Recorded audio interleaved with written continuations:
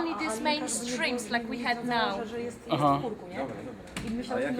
I myślałyśmy, żeby zagrały usta po prostu i wiesz, i oczy, i wiesz.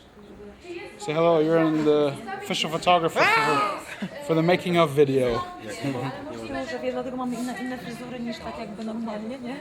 Żeby wiesz, to było, że ruszamy się jakoś tam z tyłu, nie?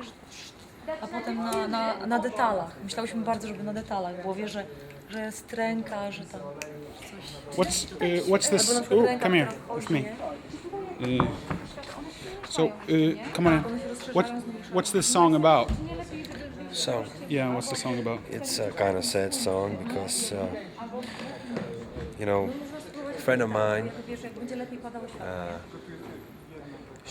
she didn't even want to pick up the phone. I'm trying to,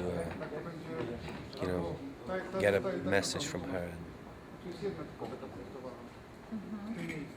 What can I say? I'm a sad. Is it a happy ending or a sad ending, or how does which is it, happy or sad? I don't. The ending of the song, the music video. It's still this. Let me think.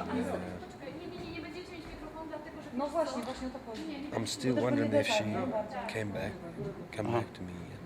So it's not clear. No. Okay.